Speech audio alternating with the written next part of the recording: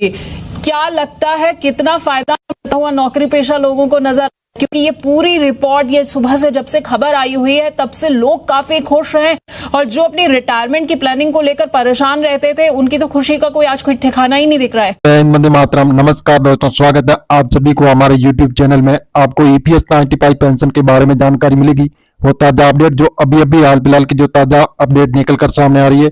EPFO members के लिए 76 के पेंशन किन हालातों में आपको इसका लाभ मिलता है, इसके बारे में आपको जो ऑर्गेनाइजेशन सेक्टर के काम कर रहे कर्मचारियों के लिए ईपीएफओ पेंशन स्कीम प्रदान करती है, जिसका नाम एम्प्लॉयज पेंशन स्कीम। ये ईपीएस की पात्रता पूरी करने का पेंशन का लाभ मिलता है। विशेष स्थिति में परिजनों और नॉमिनी का वित्तीय सहायता दिए जाने का प्रावधान है। इसके बारे में हम आपको विस्तार से जानकारी बताने जा रहे हैं, तो बने रहे हमारी वीडियो में शुरू से अंत तक। एम्प्लॉय प्रोविडेंट फंड संगठित क्षेत्र के लाखों कर्मचारियों को सामाजिक सुरक्षा देता है। इसके जरिए सदस्य और प्रोविडेंट फंड, इंश्योरेंस और पेंशन जैसे लाभ मिलते हैं। ईपीएफओ एक सरकारी संगठन है। ये भारत सरकार के श्रम और रोजगार मंत्रालय के दायरे में आता है। इसकी स्थापना 1952 में हुई थी। देश का सबसे बड़ा सामाजिक सुरक्षा संगठन होने के नाते ये मुख्य रूप से लोगों को रिटायरमेंट फंड के लिए बचत करने का बढ़ावा देता है। भारत में ईपीएफओ का होना बहुत जरूरी है, क्योंकि ये लाखों लोगों को रिटायरमेंट के बाद उससे पहले विशेष परिस्थितियों में मेंबर्स परिजनों को वित्तीय सहायता देता है।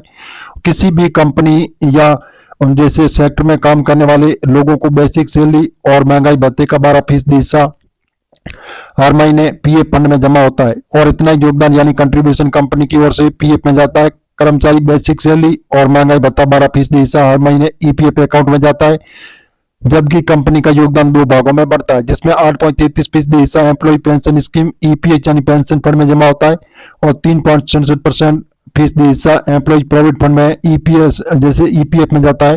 तो हम एम्प्लॉय पेंशन स्कीम के बारे में समझेंगे कि इसके बारे में जो विस्तार से आपको जानकारी बताने जा रहे हैं। एम्प्लॉय पेंशन स्कीम जिसको मैनेज करने का काम ईपीएफओ होता है, जो ईपीएस को वर्ष 1995 में लॉन्च किया गया था। और जैसे ऑर्गेनाइजेड सेक्टर के काम कर रहे कर्मचारियों के लिए इस योजना का लाभ तभी मिलेगा जब आपकी नौकरी का कार्यकाल कम से कम 10 साल का होगा। हालांकि ये पेंशन आपको 58 साल की उम्र पूरी होने के बाद मिलती है, शुरू होगी। तो आइए जानते हैं ईपीएफओ में कौन सदस्य इस स्कीम का लाभ पाने के लिए पात्र हो सकते हैं। तो पेंशन स्कीम का लाभ पाने के लिए ये कर्मचारी होते हैं पात्र। एम्प्लॉयज पेंशन स्कीम के तहत जो पेंशन पाने के लिए कर्मचारी को कुछ मानदंडों को पूरा करना होता है। ईपीएफओ का सदस्य होना जरूरी। इस योजना का लाभ तभी मिलेगा जब आपको नौकरी कार्यकाल कम से कम 10 साल का होगा। जी हाँ दोस्तों, जो इसी प्रकार जो ईपीएस 95 पेंशन धारक है, इसके लिए बहुत ही अच्छी खुशखबरी निकलकर सामने आ रही है।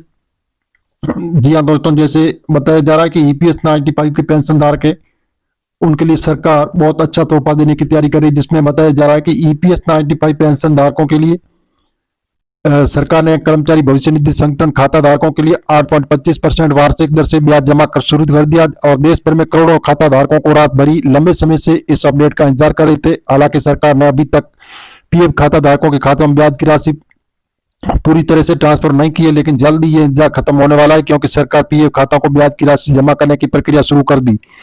और जी हाँ दोस्तों, इसके बारे में बताया जाता है जैसे 7 करोड़ खाता धारकों को मिलेगा लाभ। नौकरी पैसा लोगों को पीएफ का पैसा भी उनकी सैलरी से करता है। अब ईपीएफओ जल्दी उनके खातों में ब्याज की राशि जमा करने जा रहा है, तो इनके लिए राहत की बात है कि फैसले का फायदा करीब 7 करोड़ खाता धारकों को मिलेगा। हालांकि ब्याज का राशि जमा करने को लेकर अभी तक कोई आधिकारिक जानकारी नहीं दी गई है। पेंशन धारकों के ईपीएफओ ने 8.25% की वार्षिक दर से दावों का निपटान शुरू कर दिया। जी हाँ दोस्तों, हम मीडिया आधारित आपको बता रहे हैं, सरकार से अभी हाल फिलहाल ऐसी घोषणा नहीं हुई है। आप ऑफिशियल वेबसाइट पर जाकर इसकी जानकारी ले सकते हैं, और मिलेंगे नई वीडियो के साथ।